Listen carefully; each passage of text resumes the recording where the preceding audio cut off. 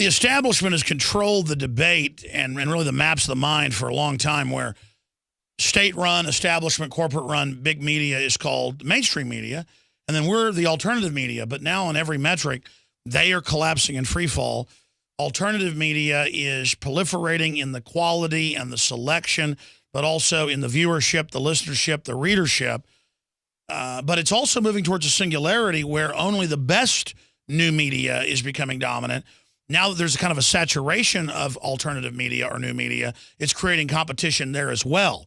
It was easy to come to this game, 20 years ago and be alternative media, than to become the new dominant media. But there's also going to be a singularity, not just for dinosaur state-run media, but for all other media as well, where everyone basically becomes a reporter and people learn to just use, individuals and outlets as another perspective or like a port into reality. Ben Swan, if they can shoot for almost nothing a show like Game of Thrones that's seen hundreds of millions of times and destroys the Hollywood model, if Variety's reporting that Hollywood is literally in a mass exodus out of California, if people run from socialism, run from collectivism in a slave revolt, if they run from mainstream media, what ends up happening? What do you see at the end of this process? Well, I think what you were describing is very accurate, right?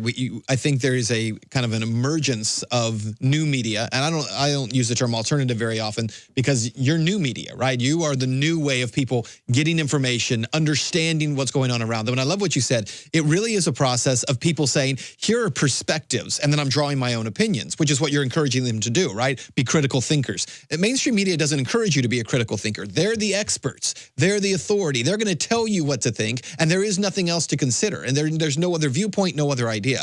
And so I think what we're going to see is exactly what you said, more and more new media popping up. And then as that media pops up, it's presenting perspectives and ideas and points of view. And people say that's interesting, and they're adding it kind of to their collective thought. That sounds like a renaissance to me. Yeah, I think that's exactly what it is, right? I think the internet has become what the printing press was, Gutenberg's printing press. It's this ability for people to say, I no longer need to be read to, right? I have the ability to read for myself. I have the ability to gather information for myself. That's what's happening with the internet. But see, for too long, the internet was simply just a place where you could find information. Now you've got the folks who are curating that information, folks like yourself, who say, okay, now let's help you find information and get it to you. And that's where media is most successful. And I just say, hey, I think it's interesting that they just put sanctions on the Russian government. Right. And they're going to be grabbing their bank accounts. I think it's interesting the Bitcoin CEO died. We can cover so much more because it's not just the formulaic, here's the sports, here's the weather, here's a shooting, here's a car wreck.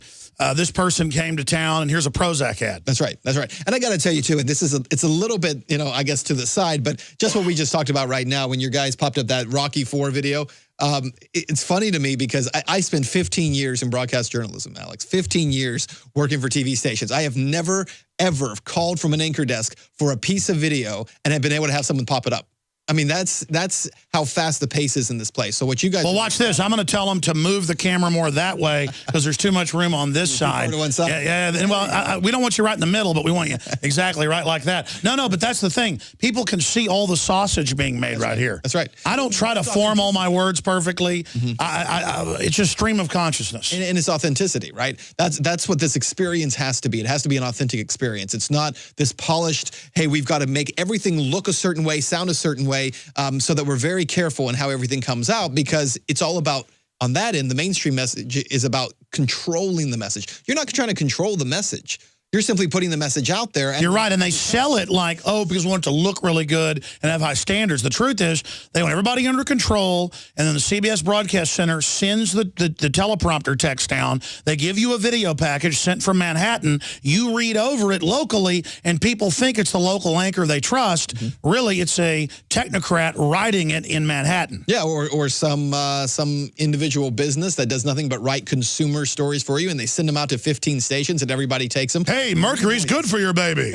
And revoices them. And that's the key, right? It's the anchor's voice, so it has the legitimacy, but it's the same script going out to every place. It makes them repeaters. They are repeaters. But now what you've done successfully launching your own media platform and others are doing, I mean, this is the death knell. I don't think they can come out with taxes, regulations, net IDs, internet neutrality. I don't think they can put Humpty Dumpty back together again. Yeah, I think the challenge for them is going to be to stay relevant, because even if new media didn't exist, I mean, they're still irrelevant. Right? If you got rid of all the new media in one fell swoop, that doesn't suddenly make you more legitimate.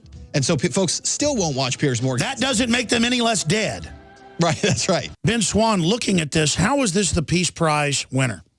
Well, that's a great question. I mean, he doesn't deserve a Peace Prize, but he never deserved it in the first place. I mean, you gave him the Peace Prize when he had only been around for, a very short amount of time. I mean, what we're talking about, he had barely gotten into the White House, and he already had a Peace Prize around his neck. And it wasn't based upon anything he had done, but I don't think it matters, because that's all a political game, right? It's about he's the guy we like, and when he kills people, it's okay. They must be bad people. When Bush does it, then no, he's a war criminal. Yeah, but it's trendy when Obama does it. That's right. It's cool to do it when it's because he shoots hoops and, Yeah, I mean, that's the mentality, and that's what's really, I think, embarrassing for media in the United States, is this double standard where they do not hold this president accountable to anyone or anything. Well, the word is Jay Leno did those jokes about Obama and stuff. That's why he was taken out.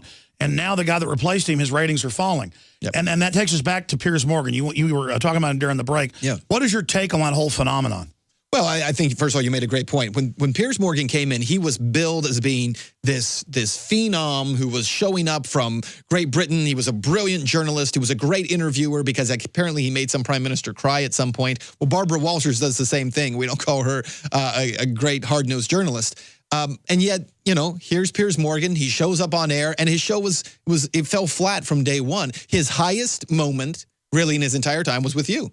I mean, when you were on his show and you basically lambasted him, that was Piers Morgan's moment. That aired on basically every news show in the West, Japan. It aired on every comedy show, from Comedy Central and the Colbert Report and Stewart right through to Jay Leno. It was seen by probably 1 billion people, and it was a dead cat bounce for him. His ratings went up for a while but went right back down because it discredited him. And they're always telling us, be nice, don't stick your head up. Don't get noticed. That's how you win in politics. But then they're vicious. They want us to stand down and not be aggressive so they can be aggressive and take over. That's right. I think the moral there is, Paul Revere rode around saying, get weapons and kill people. I'm not saying that. Right. I'm raising my voice saying, look, you're here to take our guns. It's going to start a civil war if you do. And Piers Morgan knows that, and everybody knows that. Stop mincing words. Stop letting them set the parameters of the debate where I have then a fake debate with him so I'll be invited back on his show. Right. I'd rather blow his show up politically with a political hand grenade of truth and be done with him.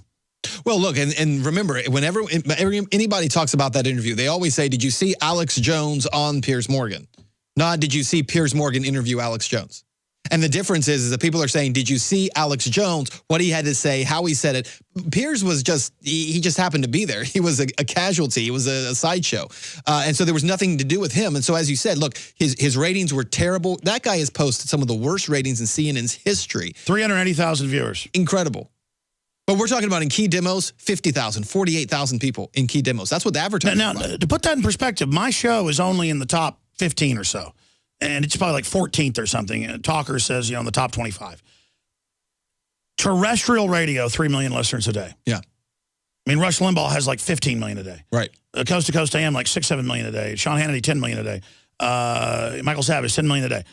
So I'm not up here beating my chest, hey, I'm a big guy. Literally, look at the fanfare, though, around a CNN. Oh, absolutely. Around their guy with 380,000 viewers in the entire U.S. That's 5:90 a.m. in Austin. I happen to know when I'm on in the morning, especially if there's tornadoes or something, has had up to 500,000 listeners. Or 2 million people in total metro, 500,000 tune in. Yeah. Usually it's a couple 100,000 in the morning. Yeah. I mean, it shows how it's a facade, Ben. Oh, absolutely. I mean, it's like small market local TV, or what his ratings were. But what's amazing is his ratings were like that for, 2.5, 3, 4 years, however long he was on there. I mean, they kept him in that position. And it's not just Piers Morgan. I mean, we're beating up on Piers a little bit. MSNBC's tanking. Absolutely. Or anything on CNN. Try any program on CNN. Nobody's watching them. And so their answer to that is, instead of actually covering more news, and instead of responding to what consumers want, it's like, well, let's go out and let's get some reality TV. Listen, they could stick a local libertarian talk show host on there and get 2 million viewers a night. They could. They absolutely. I guarantee you, if they stuck you in that slot, you do the investigative reports, that show would have 5 million viewers in a month. It would, because you would beat Fox News, but they won't do it because they want to control the message. That's right, because it's more important that they not win in ratings or have viewers. It's more important that they say the right things. It gives them access. Then the executives go to parties and they're connected to the the higher ups. But I agree with you. Listen, you could flip CNN in a heartbeat in terms of their ratings if you would just put on some content that people are interested in. But the people controlling the country are making trillions off keeping us in the dark, so they don't care. But then there's the paradox, but you have no viewers, dummy. So it's a facade that they're in control, but then they realize they are a facade, so why even keep the facade up? A wind comes by and Piers Morgan blows over. That's right. And then they replace him now with probably a cooking show. Right, because that's where CNN is headed. I mean, CNN is out actively shopping for reality TV shows in Hollywood right now. I mean, the talk is they're basically saying to any reality show producer, please show us what you've got. And they're going to pay big money for it. They could stick a hillbilly on there talking about how much, he loves liberty, and it would have 3 or 4 million viewers. But they won't put that on. They're going to put on some guy who goes around the country tasting food because that's their answer. And it's... Listen, and one point that Jeff Zucker makes, who's now running CNN, and he does make this point, in 12 years, the cable news audience has not grown. And that includes Fox, that's CNN, MSNBC. In 12 years, there has not been an increase in cable viewership. They've just moved around. The viewers have. Now, that tells you that something in this formula is not working. I have satellite, and I never watch it unless I want to see a movie that's on or weather. I mean, I go online...